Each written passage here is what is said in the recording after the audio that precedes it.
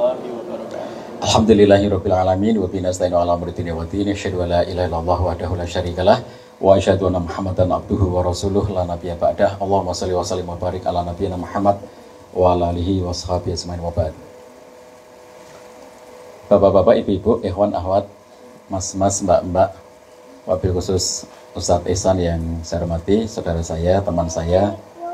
Pada kesempatan pagi hari ini saya yang sangat berbahagia karena bisa bertemu dengan Bapak Ibu semuanya dari Yayasan Robbani Kendal. Betul seperti kata Ustadz Ihsan ya, ini bukan kesempatan pertama bagi saya untuk ketemu dengan teman-teman semua.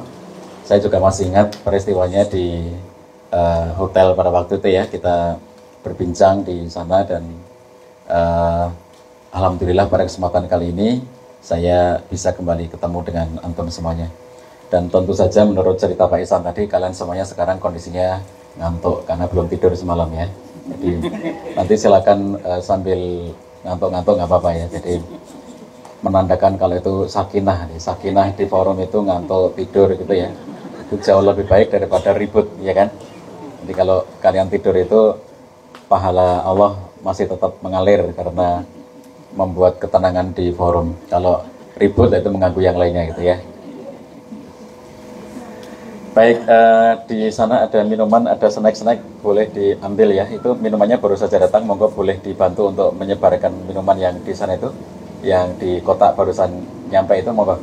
Biar nanti tidak kehausan. Ini sepertinya belum pada pegang minuman ya. Maka itu di luar ada kotak-kotak yang baru nyampe itu, bisa dibantu. Oke, Bapak-Ibu sekalian yang dirahmati Allah SWT,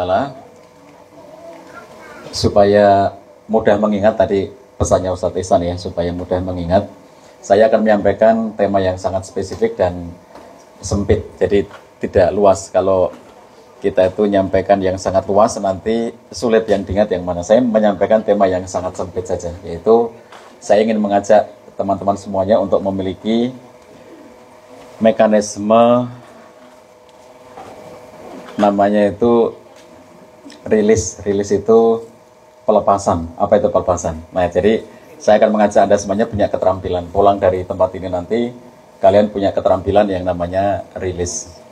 Kalau Pak Ihsan tadi cerita bahwa interaksi kita dengan manusia ya, jadi beda, betul sangat beda. Kalau kita itu kerja di pabrik yang urusannya mesin, produk yang kita bikin itu adalah barang-barang gitu ya, maka sedikit ngomong gitu, karena mesin waktu kita ajak ngomong itu ya tidak komunikatif gitu ya. Kita ngobrol dengan mesin itu dia sulit untuk bercanda itu. Tapi kalau kita dengan sesama manusia itu, titik interaksi kita, baik itu di rumah antara suami istri, orang tua dengan anak, lalu guru dengan muridnya, antara teman-teman di sekolah, sesama guru, sesama ustadzah gitu ya. Kalau perjalanan ke sini tadi berapa bis Pak Ihsan? 2 bis. Ada nggak yang di dalam bis tadi malam itu waktu berangkat ada yang bilang, aku nggak mau sama dia duduknya, itu ada nggak? Aku nggak mau sama dia, pokoknya aku nggak mau sama dia. Kalau sama dia aku nggak mau. Ada nggak yang begitu?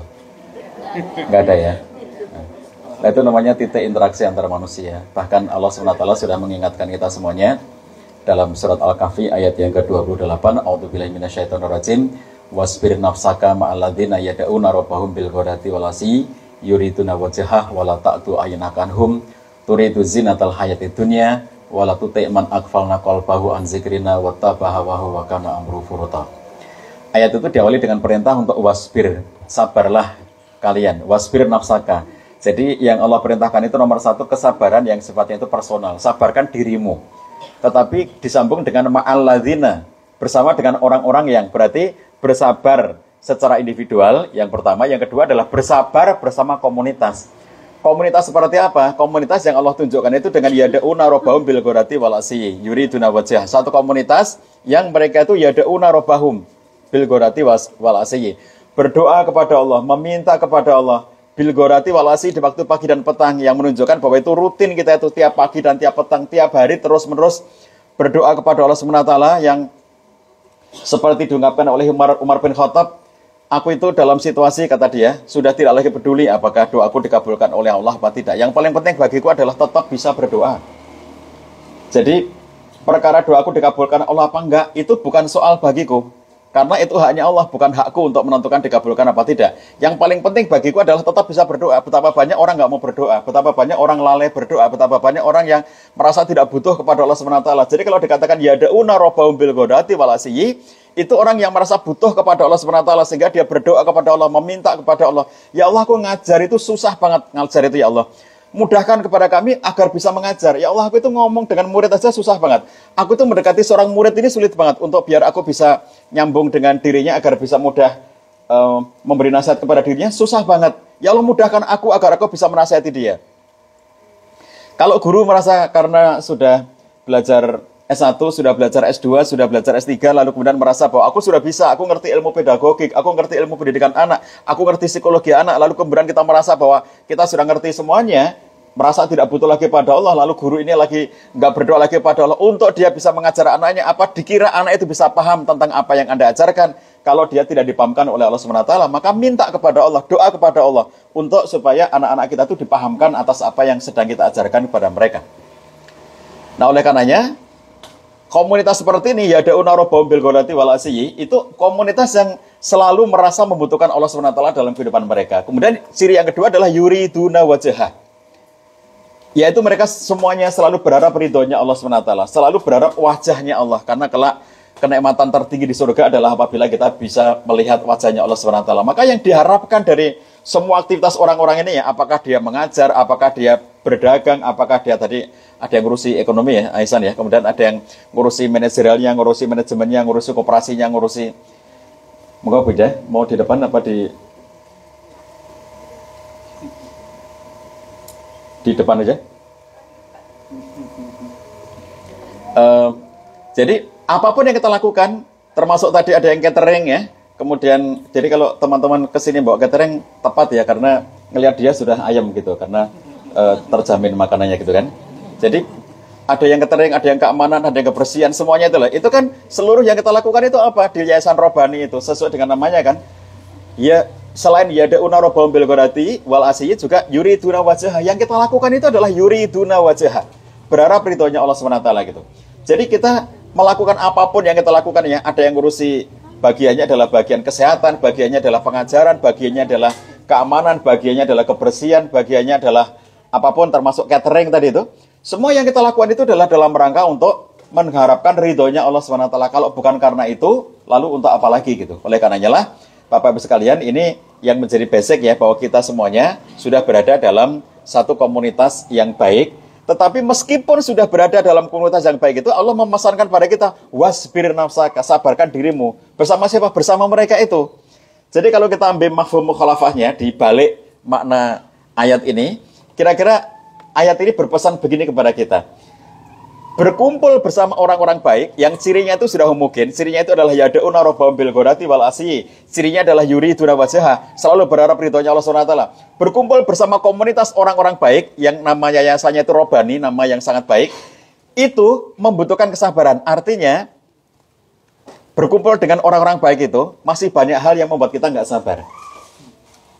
Berkumpul dengan orang-orang soleh itu sangat banyak hal yang membuat kita tuh nggak nyaman bersama dengan mereka, nggak sabar bersama dengan mereka. Itulah sebabnya maka kita dipesankan untuk bersabar bersama dengan orang-orang baik itu.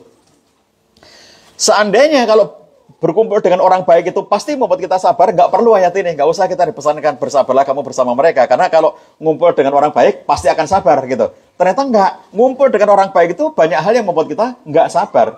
Itulah sebabnya maka kemudian dalam penggal ayat berikutnya kita diingatkan untuk agar kita itu berkomitmen dengan mereka dengan ungkapan wala ta'du ainaka anhum, jangan kamu palingkan kedua matamu dari mereka itu. Mereka ini orang baik, Yayasan Robbani teman-teman baik semuanya. Lalu kemudian kamu merasa kecewa, kamu merasa nggak nyaman, kamu merasa tidak enak, merasa tidak dihargai dan seterusnya, perasaan-perasaan kebaperan kita selama berinteraksi itu. Lalu kemudian kita merasa aku nggak diapresiasi di sini, aku nggak dihargai di sini misalnya, maka Allah memesankan kepada kita, wala ta'du ainakanhum, jangan kamu palingkan kedua matamu dari orang-orang soleh itu. Kenapa memalingkan mata dari mereka? Turidu zinatal hayatid dunya, karena kamu berorientasi kepada kehidupan dunia. Kemudian Allah pesankan di bagian paling akhir, wala tuti' man aghfalna qalbah, Jangan kamu ikuti orang-orang yang sudah kami kosongkan hatinya an zikrina, dari mengingati kami, wattaba'u hawahu, dan mengikuti hawa nafsu mereka, wa kana amru furuta, adapun urusan mereka itu sudah sangat sesat. Jadi oleh karena itu penggal terakhir ayat ini mengingatkan kita bahwa ada komunitas lain di luar sana yang tidak ikut kalian bersama di sini, yang mereka itu Allah gambarkan sebagai orang-orang ya yang tidak berorientasi robani, yang tidak berorientasi ketuhanan, yang mereka itu Allah gambarkan sebagai man akfalna qalbahu an zikrina, yang telah kami lalaikan, kami kosongkan hati mereka dari mengingati kami. Dalam langkah mereka nggak ada Allahnya, dalam hati mereka nggak ada Allahnya, dalam pikiran mereka nggak ada Allahnya, dalam bisnis mereka nggak ada Allahnya, dalam pendidikan mereka nggak ada Allahnya, dalam politik mereka nggak ada Allahnya, di dalam usaha-usaha ekonomi mereka nggak ada Allahnya. Jadi orang-orang yang man akfalna qalbahu an zikrina, jangan ikuti mereka.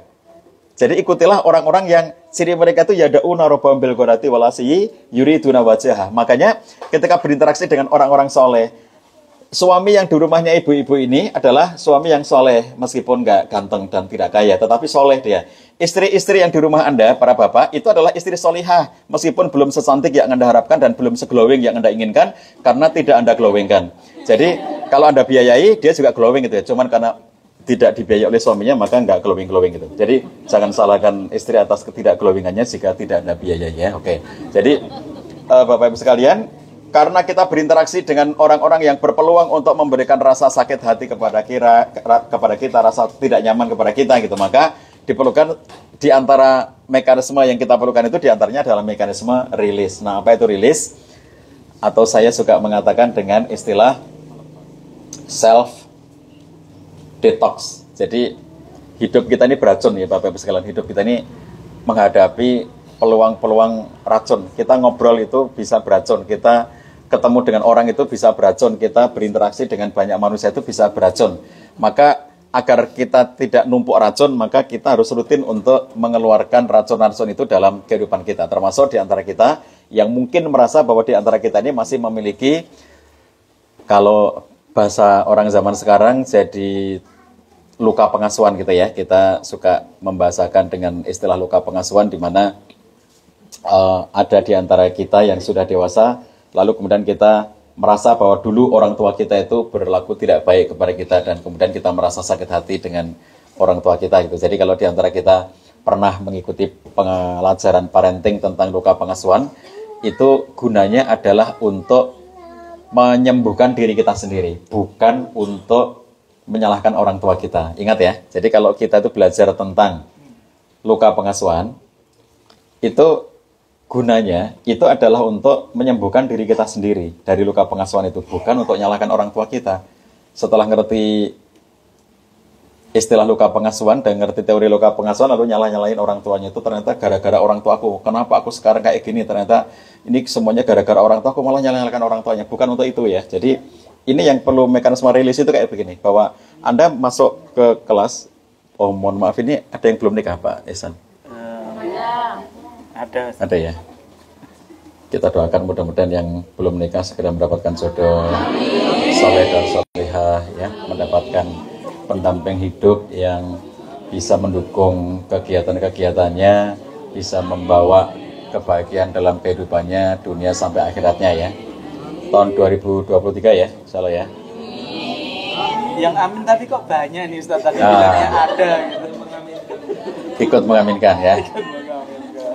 Nah, jadi kalau sudah menikah, lalu kemudian membawa toksin, membawa racun dari interaksi di rumahnya, lalu mengajar, itu nanti racunnya nular di murid-muridnya. Jadi rasa jengkel kepada suami yang belum selesai, rasa marah kepada suami yang belum selesai, rasa tidak nyaman kepada istri yang belum selesai, lalu kemudian berangkat kerja, dan kemudian sampai di tempat kerja itu menjadi jengkel banget dengan, masih ngerasain jengkel dengan suaminya, masih ngerasain jengkel dengan istrinya gitu ya. Itu ketika nanti di tempat kerja, rasa-rasa jengkelnya itu nanti bisa ditularkan. Kenapa terjadi bullying di sekolahan Bapak Ibu sekalian? Coba, kenapa ada bullying? Kita tuh nggak bisa mensterilkan sekolah dari bullying, itu nggak bisa. Mana ada sekolah steril dari bullying itu. Yang bisa kita lakukan adalah mempersedikit ya, itu bisa. Mempersedikitnya, menguranginya bisa. Tapi kalau mensterilkan itu nggak bisa. Emang kamu itu hidup di mana kok bisa mensterilkan itu? Kita itu hidup penuh dengan racun semenjak kita setiap hari membuka gadget, kita ngelihat grup WhatsApp, kita ngelihat Facebook, kita melihat TikTok, kita ngelihat YouTube, kita ngelihat Instagram, sekarang ditambah lagi kita ngelihat Threads yang baru. Ada yang sudah bikin? Jadi kalau misalnya kita membuka saja kayak begitu, itu kalau bapak-bapak bolehkah bergeser ke sana? Ini ibu-ibu di sana kepanasan, jadi biar bergeser bapak-bapak ke arah yang sana semua ya. Biar ibu-ibu boleh bergeser ke sini nih. Ibu-ibu yang di depan ini boleh dipenuhi supaya tidak kepanasan di sana ya. Bu Ika, Monggo. Ini di depannya ibu-ibu ini, monggo. Di depannya ibu-ibu yang di sini nih. Masih longgar. Biar nggak berdesakan di sana dan tidak kepanasan. Nanti kita makin lama makin ke sana karena mataharinya mengikuti Anda gitu. Masih banyak yang kosong di sini, monggo. Silakan. Monggo ibu-ibu yang kepanasan di sini. Terus ibu-ibu di dalam yang pengen kepanasan monggo di luar sana. Yang pengen dede ya. Jadi interaksi-interaksi yang menyebabkan terjadinya bullying di sekolah kita itu terjadi sejak misalnya di rumah baik-baik saja, lingkungannya baik-baik saja, sekolahnya baik-baik saja. Tetapi karena kemudian interaksi dengan gadget itu bisa berpengaruh untuk menciptakan bullying. Jadi bullying itu bisa muncul dari berbagai sisi di dalam kehidupan kita yang kadang-kadang tidak kita sadari bahwa itu pemicu munculnya bullying. Nah, jadi sekolah kita mana mungkin akan dibebaskan sama sekali nggak ada bullying, nggak mungkin. Maka pertanyaan saya tadi itu kenapa ada bullying di sekolah? Ada bullying itu kan terjadinya dari pihak yang lebih kuat kepada pihak yang lebih lemah. Jadi teori bullying itu ya, bullying itu terjadi dari pihak yang lebih kuat kepada pihak yang lebih lemah. Dari pihak yang lebih memiliki sesuatu, kekuatan, kelebihan dalam dirinya kepada mereka yang dianggap kurang gitu. Nah, biasanya pihak yang menjadi korban bullying itu adalah korban yang memiliki kondisi-kondisi yang berbeda dari orang lainnya. Mohon maaf ya, kalau ada siswa yang gemuk lebih dari teman-teman yang lainnya, lebih kecil dari teman-teman yang lainnya, tinggi, lebih tinggi dari teman-teman lainnya, pendek, lebih pendek dari teman-teman lainnya, hitam, lebih hitam dari teman-teman lainnya, itu pokoknya yang beda gitu ya. Jadi orang itu tidak dibully kalau rata-rata. Biasa-biasa aja, itu nggak dibully gitu. Tapi kalau dia tuh punya sesuatu yang misalnya gemuknya itu kegemukan, kurusnya kekurusan, tingginya ketinggian, pendeknya kependekan, hitamnya kehitaman gitu. Ketika memiliki yang seperti itu, lalu kemudian dia ini tidak punya kemampuan untuk menghadapi bullying dengan baik, maka anak-anak seperti ini cenderung untuk menjadi korban bullying. Tapi pertanyaannya tadi adalah, bagaimana terjadinya bullying itu? Mengapa terjadi bullying di sekolah-sekolah kita? Sebelum saya teruskan Bapak Ibu, jadi kalau ingin toilet di sebelah sini ada 4 toilet. Kalau di situ ada 2 toilet. Bapak Ibu masuk ke dalam sana, terus kanan, ini ada 2 toilet di sebelah sini nih ya. Jadi tidak usah berebut ya, ada 6 toilet itu. Nanti kalau kurang nanti kita bikinkan lagi. Jadi Bapak Ibu sekalian, di dalam teori bullying itu disebutkan bahwa anak yang menjadi pelaku bullying, umumnya mereka adalah korban bullying. Saya ulangi ya, anak yang menjadi pelaku bullying, pada dasarnya, pada umumnya, mereka itu adalah korban bullying. Jadi kalau ustadz-ustadz menemukan ada santri yang dia itu membuli adik kelasnya, maka si pelaku bullying ini bisa jadi, atau pada umumnya, dia itu adalah korban. Korban dari mana? Oh, ternyata si anak ini habis dimarahi ibunya tiap pagi sebelum berangkat ke sekolah, diomelin terus sama ibunya. Rasa nggak nyaman itu kan toksik kan? Rasa nggak nyaman bertumpuk-tumpuknya, rasa nggak nyaman itu kan toksik. Karena tiap pagi sebelum berangkat mesti diomelin sama ibunya gitu. Kamu lelet dari tadi pagi, dibangunin nggak bangun-bangun kayak bapakmu, kemudian kamu disuruh mandi nggak segera mandi, disuruh ini nggak segera berangkat segala macam itu. Jadi diomeli terus itu. Nah, anak-anak yang mau berangkat sekolah itu tidak nyaman karena diomeli sama ibunya, itu menumpuk toksik, menumpuk racun dalam dirinya yang dia pengen mengeluarkan. Nah, kepada siapa mengeluarkannya? Mau ikut marahi ibu nggak berani, mau marahi ayah tambah nggak berani. Lalu akhirnya yang menjadi korban adalah korban bullying dari adik-adiknya yang berpeluang untuk dibully sama dia itu. Jadi ekspresi dari apa yang tidak nyaman itu racun itu. Jadi kenapa dia membuli itu kan karena racun yang pengen dikeluarkan. Nah ketika racun yang pengen dikeluarkan itu keluarnya dalam bentuk seperti itu, makanya negatif. Jadi kalau ada umahat yang di sekolah itu tiba-tiba ngamuk tanpa sebab gitu, ya mungkin dimarahi suaminya di rumah itu gitu. Karena sudah berhari-hari didiamin suaminya, dia mau sama suaminya, lalu dia itu merasa nggak nyaman, lalu akhirnya pelampiasannya itu ya, kalau mau marahi murid nggak enak, lalu kemudian ada kesempatan itu marahi teman-temannya gitu ya. Jadi pada kondisi di mana dia ingin melumpahkan rasa jengkelnya itu kan sebetulnya penyaluran-penyaluran yang negatif. Kenapa? Karena tidak disalurkan. Makanya tadi saya katakan mekanisme rilis itu gunanya adalah kita secara sadar sudah melepaskan, supaya kemudian kita tidak terbebani oleh hal-hal yang menekan kita dan akhirnya memaksa kita untuk mencari pelampiasan-pelampiasan. Jadi kalau Bapak Ibu lagi marah ya dengan pasangan, lagi marah dengan anak, itu coba pikirkan, kalau itu tidak Anda lampiaskan, kalau itu tidak Anda lepaskan, kalau tidak ada mekanisme rilis di situ, maka yang akan terjadi adalah bisa jadi itu meledak di tempat-tempat atau di waktu-waktu yang tidak pada tempatnya, tidak pada waktunya, dan tidak patut untuk dilakukan pada waktu itu. Memarahi murid, memarahi.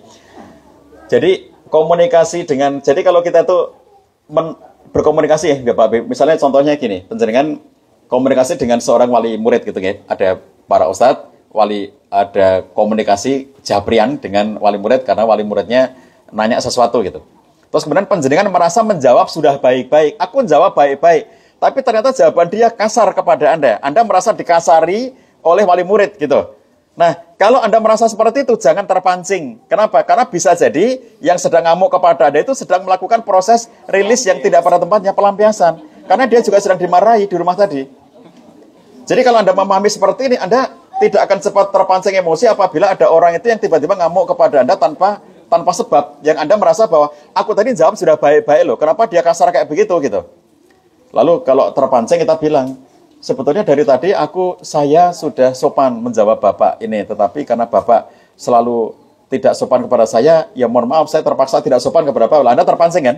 Jadi kalau kita terpancing itu, coba bayangkan, racunnya sudah mengalir kepada Anda. Yang dia tadi itu beracun gara-gara habis ngamuk sama istrinya, dia berantem sama istrinya belum selesai, lalu ngamuknya, istrinya itu belum selesai diamuk oleh suaminya, sudah lari, sudah pergi. Jadi kan belum selesai nih, lalu ngontak gurunya anaknya.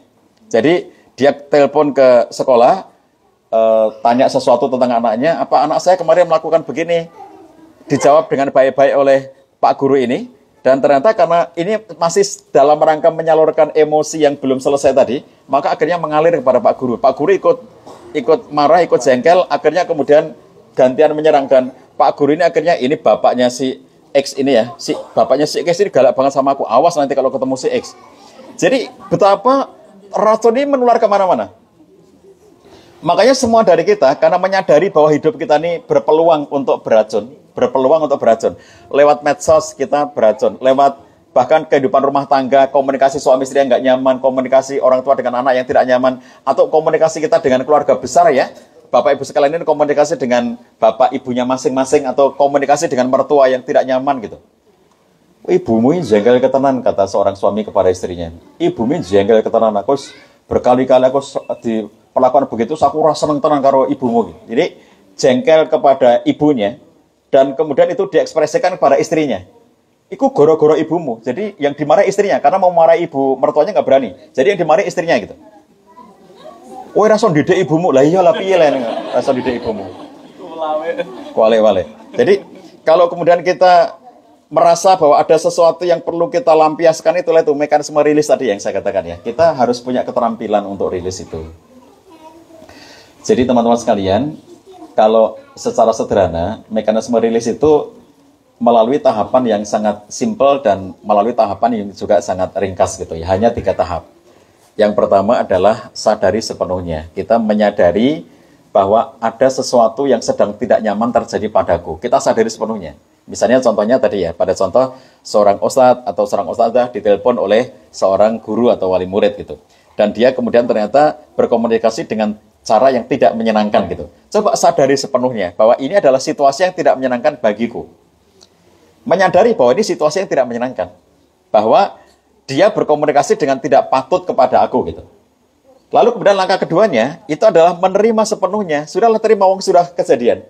Bahwa komunikasi ini sedang terjadi atau sudah terjadi. Jadi kalau misalnya Anda itu setelah ditelepon sama orang tua murid tadi itu kemudian sakit hatinya itu berhari-hari, berbulan-bulan, itu artinya Anda tidak rilis. Bahwa Anda masih terus-menerus menyimpan rasa dendam, rasa nggak nyaman itu ya gara-gara ditelepon sekali. Ditelepon sekali, sakit hatinya sebulan. Itu kan luar biasa menyimpannya Anda itu. Jadi kalau seperti itu yang terjadi, hidup kita tidak akan sehat. Interaksi dengan seorang, nah, wong Jawa ngarani omongannya sengol. Nah, disengoli sekali, itu lalu sakit hatinya berhari-hari. Lah kan nggak sehat hidup kita kalau kayak gitu. Suaminya pulang malam, terus kemudian ketika ditanya, diam saja. Oh, ditukon kok meneng wae. Mbok jawab. Tetap nggak mau jawab kan? Dan akhirnya kemudian istrinya jengkel, marah, gara-gara suaminya diajak ngomong, diam saja. Itu ketika nggak ada mekanisme rilis, maka peristiwa ini menumpuk karena dia akan mengingatnya dulu loh habis pulang dari rumah Pak Cah itu pada tanggal 9 Juli tahun 2023. Kamu waktu sampai di rumah kamu diam saja. Tak ajak ngomong kamu diam saja. Itu diingat terus. 5 tahun kemudian, 10 tahun kemudian, ini berulang lagi. Dulu pernah kejadian kayak begini, itu dulu tanggal 9 Juli 2023 itu, kamu telah melakukannya, dan sekarang kamu ulangi lagi. Jadi, orang-orang yang tidak punya mekanisme rilis itu akan mengingat tanggal, tahun, bulan kejadian gitu ya, detail-detail kejadian, dulu ngapain, pas di mana, kejadiannya kayak apa gitu. Jadi, orang itu makin sakit hati, itu makin pandai menjadi ahli sejarah, yang mengingat tanggal, bulan, tahun kejadian gitu. Nah itu orang nggak rilis ya, dan itu nanti akan menumpuk-numpuk, karena seakan-akan itu daftar yang berurutan. Misalnya gini, mengurutkan daftar kesalahan suaminya. Dulu, pertama tanggal 1 Februari tahun sekian, diulangi lagi tanggal 17 Maret tahun sekian, diulangi terus lagi. Lalu itu menjadi daftar tumpukan gitu, yang nggak selesai-selesai. Padahal kalau kita itu berbuat seperti itu ya, kalau kita melakukan tindakan seperti itu dan tidak bisa rilis gitu, maka hidup kita tidak pernah berdamai. Bahkan mohon maaf ya, saya beri contoh yang paling ekstrim. Yang paling ekstrim adalah misalnya, karena si istri ini sudah nggak terima lagi dengan kelakuan suaminya. Suami saya itu selingkuh Pak Cah, berulang-ulang selingkuhnya. Dan sudah setiap kali selingkuh ketahuan, lalu kemudian saya maafkan, ternyata diulangi lagi, dan ternyata diulangi lagi gitu. Ketika kemudian dia sudah berkali-kali melakukan selingkuh itu, lalu saya sudah tidak bisa memaafkan dia lagi. Ya sudah kalau begitu, saya minta cerai. Coba bayangkan, kalau si istri ini memutuskan untuk bercerai dari suaminya karena dianggap suaminya itu selingkuh berulang-ulang, dalam situasi dia tidak punya mekanisme rilis, dia tidak bisa melepaskan beban-beban itu, walaupun sudah berpisah dari suaminya, hidupnya nggak bahagia. Jadi jangan mengira kalau aku sudah cerai dari dia, itu nanti hidupku akan bahagia. Enggak juga. Karena orang yang tidak bisa rilis itu akan menghimpun daftar-daftar sakit hati yang dialami. Bareng tak eling-eling dek, jebule pancen dek iki wis kurang ajar iki sejak awal menikah. Jadi setelah dia bercerai, kemudian itu semakin banyak daftar kekurang ajaran suaminya itu. Lah dek ben ki sering ngomong karo aku, kowe iki wong kok lemune kaya ngono. Jadi begitu dia mengingat kata-kata itu, padahal dulu bersanda kan pada waktu itu. Tetapi begitu setelah kemudian misalnya berpisah dari suaminya, maka itu dikaitkan dengan daftar loh. Oh lah, ben pancen kaya aku kok. Jadi bener pancen iki asline niku wis jahat dari dulu. Jadi setelah dia bercerai, itu semakin banyak daftar kejahatan suaminya itu. Jadi jangan dikira hidupmu akan tenang bahagia setelah kamu lepas dari orang yang menyakiti kamu itu dengan bercerai. Jangan dikira hidup kamu akan bahagia kalau kamu tidak bisa rilis. Tetapi kalau kamu bisa rilis, entah cerai apa tidak cerai, hidupmu akan bahagia. Jadi produktivitas hidup kita semuanya itu, Bapak Ibu sekalian, salah satunya adalah ditentukan oleh sejauh mana kemampuan kita melakukan rilis terhadap hal-hal yang tidak kita sukai itu. Makin nggak bisa kita melakukan rilis, makin banyak beban dalam diri kita. Kalau istilah otak itu gini, Bapak Ibu sekalian, otak kita itu kan punya kapasitas ya. Ini kalau kapasitas memori di otak kita itu misalnya gambarannya segini nih. Ini kapasitas memori di otak kita. Lalu kemudian tisu-tisu ini adalah isi ya. Nah sekarang diisi apa? Kalau isinya itu sampah-sampah yang menggelisahkan kayak itu tadi itu, hal-hal yang menjadi daftar yang ada simpan-simpan di sini nih. Dulu dia melakukan begini, Wis ngenyek aku, dibaleni neh ngenyek meneh. Ngarani ndeben ngarani aku lemu, saiki ngarani aku ireng. Terus wis ngono ngarani aku merongos, terus ngarani ngono marani aku mambu. Itu semuanya Anda simpan di sini. Lah kan kebak kuwi kaya ngene iki. Pikiranmu ki kebak. Bab-bab kaya ngene sing ora penting kaya ngene iki lho. Nah, ibu-ibu bilang, "Ya penting lah pacar, wong aku dinyek kok ora penting iki piye?" Sinten sing ngomong ora penting, Ibu? Laki-laki. Wong lanang sing ngomong ora penting. Ora penting kaya ngono ditangisi. Ngono wae nangis. Masalah kaya ngono ditangisi ora penting yang wong lanang sing ngoten iki. Nek wong wedok niku ora mikir penting apa ora penting, pengen nangis nangis.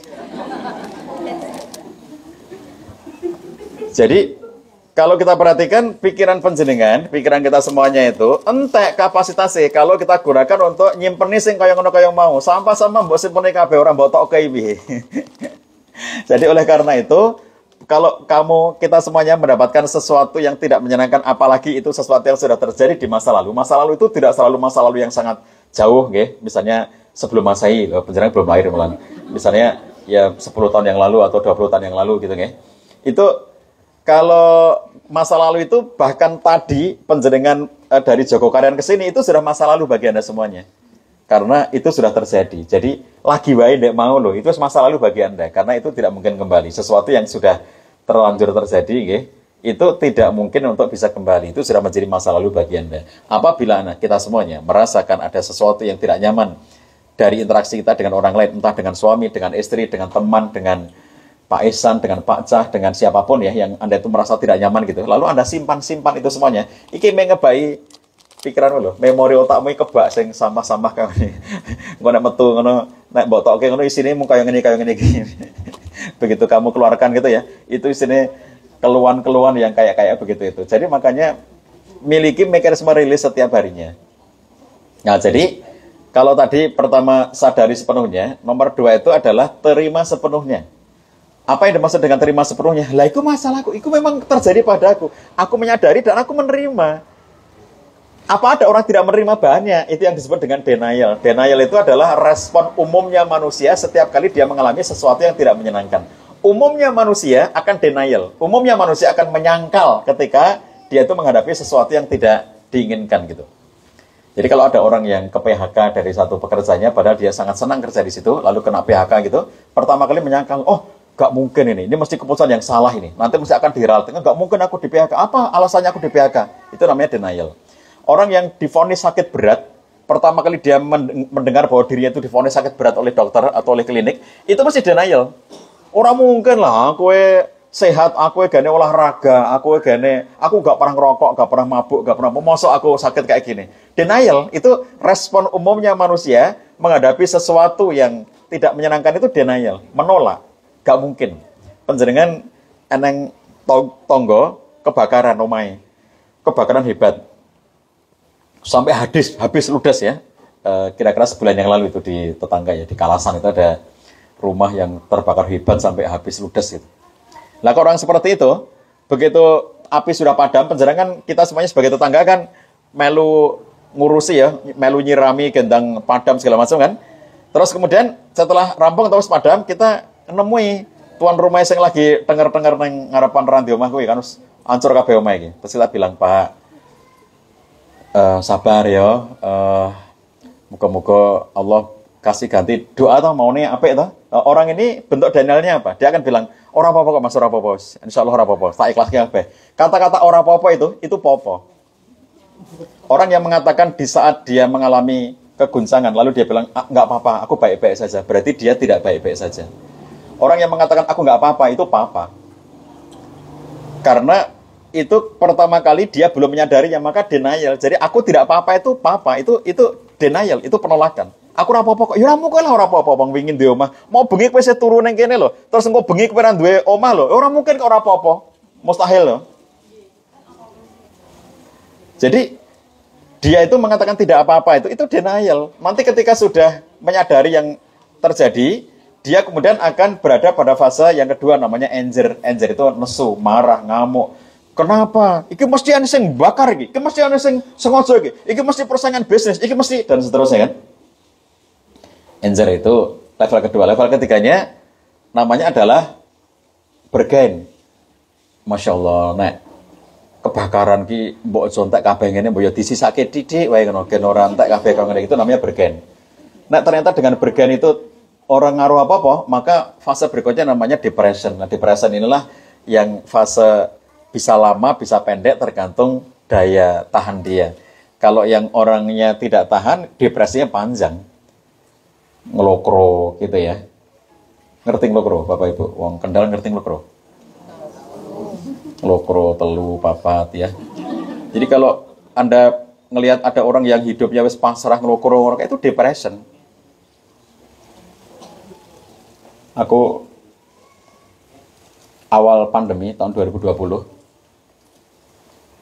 saya itu sebelum pandemi itu sama Bu Ida itu bertahun di jadwal.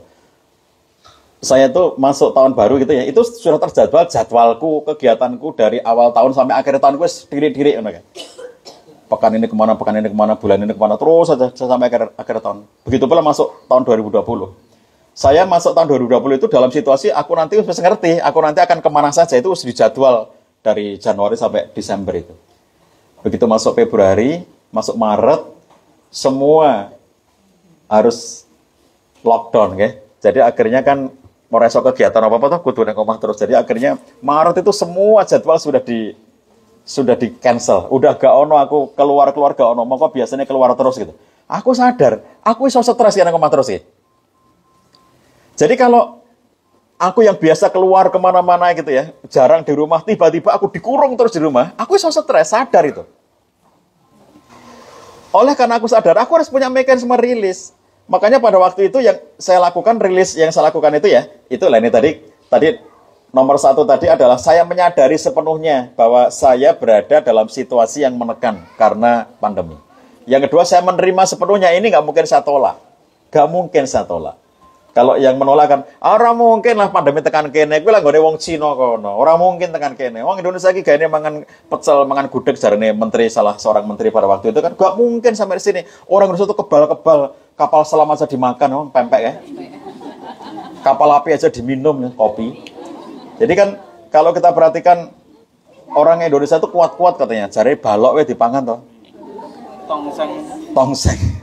Tong karo seng we dipangan. Jadi kalau kita perhatikan orang Indonesia itu kuat, orang mungkin sampai di sini tuh kata seorang menteri waktu itu. Lah nyatanya teko juga tuh.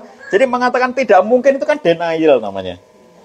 Padahal itu sudah nyata. Jadi oleh karenanya kita itu gak usah nolak kalau memang sudah terlanjur terjadi. Lah nyatanya kayak ngono kok. Kalau orang itu menolak terus itu menambah panjang rasa sakit yang dideritanya. Jadi oleh karenanya yang kita lakukan adalah menerima sepenuhnya. Jadi waktu itu kembali ke cerita saya tadi tahun 2020 awal pandemi ya. Aku sadar sepenuhnya, aku iso stres karena biasa pergi kemana-mana terus harus di rumah terus gitu. Maka saya sadari sepenuhnya bahwa situasi ini bisa menekan saya. Lalu saya terima sepenuhnya bahwa ini nggak mungkin saya tolak, saya harus menghadapi ini. Lalu kemudian saya lepaskan sepenuhnya. Nah, bagaimana cara melepaskan secara teknis? Kalau tadi urutannya itu rilis ini di bagian yang ketiga, setelah saya sadari sepenuhnya, saya terima sepenuhnya, kemudian saya lepaskan sepenuhnya. Cara saya melepaskan ada cara-cara spiritual, kemudian cara-cara yang, kalau cara spiritual itu misalnya kita kembalikan pada Allah SWT. Ya Allah, raditu billahi robba, wa bil islami dina, wa bi muhammadin nabiyya wa rasulah. Ya Allah, aku ridho. Kamu kasih kepada aku pandemi, aku ridho. Kamu bikin kami semuanya lockdown, tinggal di rumah saja, aku ridho. Kamu bikin kami semuanya menjadi terbelenggu, tidak bebas seperti dulu, kami ridho. Jadi kalau kita punya rilis spiritual, ridhonya kita itu ya, maka itu akan menimbulkan pahala dalam kehidupan kita. Jadi pahala itu terjadi karena kita ridho dengan apa yang Allah tetapkan kepada kita. Allah SWT menyatakan, Nabi SAW menyatakan pada kita semuanya, Innallaha idza haba qauman ibtalahum. Sesungguhnya Allah itu apabila mencintai hamba, maka Allah mengujinya. Dan ketika Allah menguji itu, Nabi SAW mengatakan, Faman rodiya, barang siapa yang ridho dengan apa yang Allah ujikan itu, maka falahu ridho. Maka baginya pun ridho dari Allah SWT. Tapi waman sakhito, barang siapa yang dia marah ketika Allah memberikan ujian pada dia, falahu sakhat, maka Allah pun murka kepada dirinya. Jadi kalau hamba itu diuji oleh Allah SWT, lalu kemudian hamba itu ridho dengan ujian Allah SWT, maka kemudian Allah ridho kepada dia. Dan apabila hamba diuji oleh Allah, lalu dia murka kepada Allah, Allah pun murka kepada dirinya. Nah, oleh karena ini, rilis secara spiritual, udah aku serahkan semuanya, ya Allah, ini ketentuanmu. Engkau telah menunjukkan cinta kepada kami semuanya dengan memberikan musibah sekarang ini. Itu ujian dari kamu. Jadi, kami semuanya mentaati kamu dan kami semuanya menjadi ridho dengan ketentuan-ketentuan kamu. Itu cara-cara spiritual. Nanti Bapak Ibu semuanya, kalau kita ini ngaji, kenapa di Yayasan Robani itu harus ngaji gitu ya? Karena supaya membuat kita tuh bisa memaknai segala sesuatu itu secara spiritual gitu. Apa meneh seragamnya oren-oren ngomong ini iki. Ini ngopo kok seragamnya oren gitu? Cerah. Oh cerah, ya. Seger, ya seger. Iku wis suwe kok lagi baik gitu rone. Baru. Oh anyar. Pantas ini Pak Ihsan ini. Jadi Ada calonnya. oh. Jadi kalau kita perhatikan kita semuanya itu ngaji itu sebenarnya adalah supaya kita menyandarkan diri kita sepenuhnya, dielengke minimal seminggu sekali, dielengke lo kabeh semua yang kejadian itu ya. Gak mungkin kok ono sing luput saka Gusti Allah. Karepku ki ora ngono kuwi, tapi kok ngerti-ngerti pandemi. Ora mungkin lah Gusti Allah kaya ngono. Gak mungkin ya. Jadi sesuatu yang sudah terlanjur terjadi pada kita. Coba Bapak Ibu sekalian, kalau kita ingat sedikit materi takdir. Takdir itu kan segala sesuatu yang sudah terjadi. Kalau belum terjadi itu kan namanya bukan takdir. Kan kita belum tahu soalnya. Jadi kita tahu takdir, kapan kita tahu takdir adalah ketika sudah terjadi. Kalau belum terjadi, iki suami istri berantem terus gitu. Terus kemudian, lah wong takdir awake dhewe cerai. Lah kamu ki ben cerai kok iso ngomong takdir cerai. Memang takdir awake dhewe cerai, awake dhewe dudu jodoh gitu. Mulane takdir awake dhewe berjodoh mungkin ya kalau segala sesuatu yang belum terjadi itu sesuatu yang memang kita itu bukan karena takdir, tapi bahwa kalau ada hal yang tidak nyaman di antara kita, maka kemudian kita selesaikan problem-problem itu. Kita selesaikan konflik-konflik itu, matur nuwun. Jadi bukan kemudian kita mengatakan begitu berantem terus kita ngomong, oh ini takdir ada cerai lah, belum cerai. Kapan ngerti takdir bercerai? Nah wis bercerai. Begitu wis bercerai kita mengatakan memang takdir ada bercerai. Bener, soalnya apa? Wis cerai gitu. Kalau kita belum nikah toh, mbak-mbak, mas-mas yang belum nikah, terus ketemu toh, ikhwan, akhwat ketemu, dek takdir awake dhewe iki nikah. Ya ora lah, urung nikah kok. Takdir awake dhewe nikah. Iku jenenge modus kan lagi. Kalau kalian ternyata benar-benar menikah, di hari akad nikah itu baru kalian bilang, memang takdir awake dhewe iki nikah. Jebule takdir awake dhewe iki jodoh gitu. Nah, setelah beberapa tahun kemudian konflik terus dek, ternyata awak dewe salah pilih dek, jebule nyata awak dewe aslinya dudu jodoh dek. Lah kok ngerti loh gue? Kalau memang konflik, selesaikan konfliknya. Kalau konflik, perbaiki hubungannya. Bukan mengatakan memang takdir kita itu cerai, kamu belum cerai kok. Nah, sesuatu yang sudah terlanjur terjadi, kita sebut takdir. Kayak kemarin kita lockdown, itu takdir kejadian kok. Ada beberapa saudara-saudara kita meninggal karena COVID, itu takdir kejadian kok. Penjenengan di antara penjenengan kalau ada yang mengikuti teori menolak COVID ya, orang yang COVID kuwi iku konspirasi Yahudi nggih monggo, tapi kenyataane ustaz-ustaz kita meninggal karena COVID. Itu duduk COVID Pak Cah. Ya terserah, apa ini kan meninggal. Arab diarani COVID, apa COVID, apa COVID, apa terserah. Tapi kan nyatane dengan gejala-gejala sakit kayak begitu yang sama pada semua orang itu. Arab mbok tolak istilah COVID ora apa-apa, mbok tolak istilah COVID. Tetapi bahwa nyatanya orang-orang meninggal dengan gejala-gejala yang sama. Tapi konspirasi Pak, ya terserah konspirasi apa konspirasi. Tapi sing jelas bahwa itu kejadian gitu loh. Jadi kalau itu sudah kejadian, mau ditolak kayak apa, itu hanya memperlama masa sakit kita, ya. Panjenengan yang sudah mengalami remben disakiti, wis tau disampluk kalau bojone, wis tau ditendang karo ada seorang istri lagi marah-marah sama suami. Terus suaminya itu lewat di depannya. Ini dalam situasi mereka lagi konflik itu ya. Dijegal karo sing wedok gitu. Dijegal sampai si lanang ki terjatuh gitu. Mau jatuh gluduk gitu, sakit kan kepalanya. Lah itu Kalau sudah terlanjur bahwa aku dijegal, aku diserimpang karo istriku gitu ya, sampai dia terjatuh dan kemudian kepalanya berdarah. Itu kan kadung ngono, itu kan kejadian yang sudah terjadi. Beda dengan sesuatu yang belum terjadi. Kalau laki-laki mendapatkan perlakuan seperti itu, tidak akan lapor ke Komnas HAM, Bu. Kenapa KDRT itu laporannya selalu laki-laki yang melakukan kepada perempuan? Karena perempuan itu merasa terancam ketika diperlakukan kasar oleh suaminya, maka dia butuh perlindungan, dia ngadu ke Komnas HAM atau Komnas Perempuan, perlindungan anak dan perempuan. Kemudian tercatat di sana bahwa pelaku KDRT itu adalah laki-laki, karena yang lapor mesti perempuan. Soalnya nek wong lanang diperlakukan kayak ngono oleh istri, nek isin harus lapor. Lapor itu saya mendapatkan kekerasan oleh istri saya gitu. Saya dipukul ini sampai berdarah. Lah kuwi wong lanang kok lemah kayak ngono ya isin harus lapor. Jadi orang laki-laki yang mendapatkan perlakuan KDRT orang harus lapor, itu sebabnya maka memahami data ya, itu tidak hanya angka-angka tapi apa yang dibalik itu. Jadi kenapa pelaku KDRT mesti laki-laki? Soalnya saya lapor perempuan. Kenapa laki-laki tidak lapor? Karena malu mau lapor. Jadi satu sisi malu, sisi yang lainnya dia merasa tidak terancam orang apa-apa. Nek sesuk kaya ngono aku wani ya, dikira aku ora wani po. Jadi dia merasa tidak terancam, makanya orang yang laporan laki-laki mendapatkan kekerasan. Sehingga Komnas HAM atau Komnas Perempuan selalu mengatakan pelaku KDRT adalah laki-laki. Lah iyalah wong laki-laki ora tahu lapor kalau mendapatkan itu. Baik, jadi Bapak Ibu sekalian, saya selain menggunakan mekanisme spiritual itu untuk rilis, saya menggunakan mekanisme yang sifatnya praktis, tindakan-tindakan praktis. Contoh ya, tindakan praktis itu. Ada yang namanya tindakan coping. Coping itu penanganan kita terhadap permasalahan yang sedang kita hadapi dengan cara ekspresif. Ekspresif itu mengekspresikan segala sesuatu.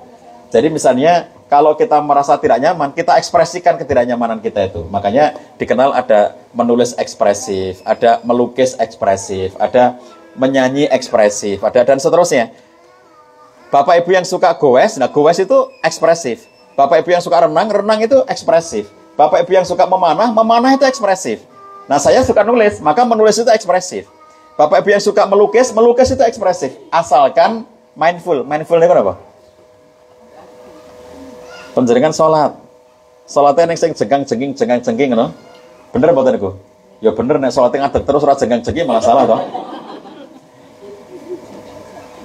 Utawa sholatnya jengking terus ya, mesti orang kudu ngadege toh. Jadi kan harus ada peristiwa-peristiwa gerakan-gerakan sholat itu. Tapi ono sholat sing sadar, ono sholat sing ora sadar, gitu. Jadi begitu kita ngantuk-ngantuk sholat ono kae, itu lagi rakaat keempat ya. Iki rakaat keempat Isya karena saking ngantuk iki lho. Ngerti-ngerti begitu Allahu Akbar ngadeg rakaat keempat itu at-tahiyatulillah. Ini itu salat orang mindful ngono iki jenenge. Salat yang tidak berkesadaran. Jadi oleh karenanya ketika panjenengan suka ngelukis, terus kemudian panjenengan melukis itu dengan sadar bahwa aku sedang mengekspres, aku sedang melepaskan. Aku sedang mengekspresikan. Itu rilis itu jenenge. Panjenengan sing seneng lari-lari, nggih. Nek lari-lari biasa ya lari-lari ngono wae tok, wis itu kesel itu olahraga gitu. Tapi nek panjenengan sambil lari itu mindful bahwa aku sedang melepaskan beban, lepas beban nih. Panjenengan sing suka nulis, makanya di masa pandemi tahun 2020 itu, Bapak-bapak, Ibu-ibu, saya itu nulis terus bendina nang ruangan kene iki karena ora itu nang ndi to. Wes bener-bener Pak Camat tempat kami tinggal namanya Kecamatan Banguntapan. Waktu itu Pak Camatnya namanya Pak Fauzan, beliau itu sangat-sangat disiplin dengan aturan-aturan protokol kesehatan untuk harus di rumah saja gitu. Sehingga beliau mengatakan keliling-keliling ke masjid-masjid. Beliau mengatakan kalau sampai ada masjid mengadakan Jumatan, kalau ada masjid mengadakan sholat 5 waktu, saya segel masjidnya, kata beliau kan. Nah jadi saya tidak Jumatan itu lama. Orang sholat yang masjid itu suwe banget di masa itu karena dilarang oleh Pak Camat gitu. Jadi alasan saya ada teman-teman bilang, kenapa Pak Camat nggak ke masjid gitu? Loh, aku kita Pak Camat ya. Kok nek Pak Camat wes mengatakan, wes itu ada masjid, aku lagi di masjid gitu. Nah pada saat kemudian Pak Camatnya mengatakan, sekarang sudah boleh ke masjid tapi dengan berjarak lah, mulailah kita ke masjid gitu kan. Nah jadi kalau kita perhatikan, Ketika kita sadar ya, saya sadar aku neng ngomah terus ki engko iso stres, maka cara pelepasan rilisnya nulis. Jadi saya menulis itu mindful. Menulis itu dengan kesadaran bahwa saya sedang mengekspresikan sesuatu. Kalau niku seneng kopi Bapak Ibu. Jadi saya tuh bikin kopi itu mindful. Mindful aku giling kopi ngono ya. Dadi nek panjenengan mungkin nek panjenengan sing ora seneng kopi, panjenengan ngerti carane Pak Sah nggawe kopi, mesti panjenengan ngomong, "Pak Sah kurang gawean." Saya itu pergi kemanapun nggawa alat-alat kopi. Jadi alat giling kopi. Jadi kopi itu kopi biji. Terus engko tak giling dhewe nganggo tangan krek ngono kae. Terus engko diseduh nganggo alat-alat penyeduh, nganggo penyaring segala macam. Jadi ora praktis. Lawa ngombe kopi iki kari saset dibuka dikai banyu rampung kok. Kata panjenengan tuh. Tapi kalau saya merasa bahwa cara-cara saya untuk meracik kopi, milih kopi, menggiling kopi, menyeduh kopi, menghirup bau kopi itu semuanya rilis bagi saya. Jadi sebetulnya rilis itu bisa apa saja. Kalau tadi basicnya adalah ibadah ya, basic spiritual rilis kita itu. Tapi apapun yang Anda lakukan itu rilis sebetulnya. Jadi panjenengan, Bu, nek esok-esok Arab kan tangi turu kan padu karo sing lanang toh. Karo padu terus kemudian panjenengan ngono iki paduku urung rampung, le rasa emosi dari bertengkar ini belum selesai, terus aku ngajar, engkau tak gowo situasi emosi paduku. Jadi panjenengan kemudian le ngulek sambel sing oke. Karo ngulek iki sing tenagane tok oke ngono iki, karo nguleke rilis itu. Awas iki. Yo tak rauke nang rombok iki tak rauke nang awas itu. Sambil lagunya Ruhul Jadid. Jadi kalau kita perhatikan, kita melakukan tindakan apa saja sebetulnya bisa rilis asalkan berkesadaran. Bedanya itu. Panjenengan sholat subuh.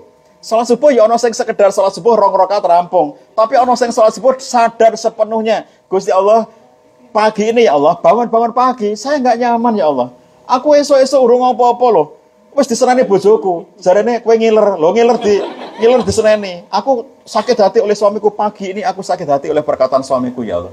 Sholat subuh kalau mengeluh kepada Allah, ya Allah mudah-mudahan aku bisa sabar. Moga-moga aku seseorang ngiler. Mudah diseneneh karo bojoku.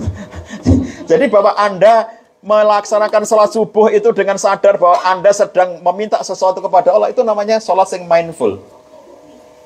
Panjenengan karo masak nasi, masak sambel, masak tempe, itu semua Anda lakukan itu dengan kesadaran bahwa aku happy, aku harus senang dengan melaksanakan ini semuanya. Dan Anda bisa menciptakan situasi bahagia ketika Anda memasak itu sampai terhidangkan makanan di meja dan kemudian Anda menikmatinya bersama dengan keluarga. Anda sudah menyalurkan sesuatu dan itu rilis bagi Anda.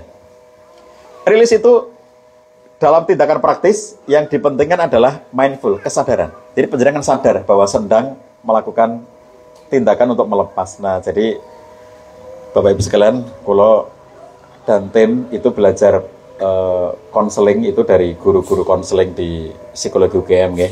Di antaranya guru saya itu Profesor Sofi Retnowati, beliau guru besar psikologi UGM yang sekaligus beliau adalah praktisi konseling. Beliau itu kalau ngajari saya, Pak Cah, tadi konseloriku harus rilis sadar tiap hari Pak Cah. Bunda, kalau beliau menyebut dirinya itu, Bunda itu rilis tiap pagi, Bunda itu latihan pernapasan tiap pagi, Bunda itu melepas beban tiap pagi. Karena kalau kita itu konselor, tiap hari ketemu masalah, kalau kita nggak rilis, nanti numpuk-numpuk itu Pak Cah, beracun dalam diri kita. Nah, jadi interaksi semua kita itu berpeluang beracun dengan siapapun. Nah, tadi ayat di depan sudah sampaikan ya, wasbir nafsaka maladina yada'una rabbahum bil ghadati wal asyi. Kalau kita nggak sabar dengan mereka itu beracun. Makanya karena kita menyadari bahwa interaksi kita bisa beracun, coba 1, sadari sepenuhnya. 2, terima sepenuhnya. 3, lepaskan sepenuhnya. Untuk melepaskan sepenuhnya, nomor 1-nya adalah pelepasan secara spiritual. Sambungkan dengan Allah, kembalikan pada Allah, ya Allah ini maumu dan aku happy dengan maumu. Seperti kata Ali bin Abi Thalib, kalau aku berdoa kepada Allah dan Allah mengabulkan doaku, maka aku bahagia. Apabila aku berdoa kepada Allah dan Allah tidak mengabulkan doaku, maka aku lebih berbahagia, kata Ali bin Abi Thalib. Kenapa demikian? Kalau aku berdoa pada Allah dan Allah mengabulkan doaku, itu berarti mauku.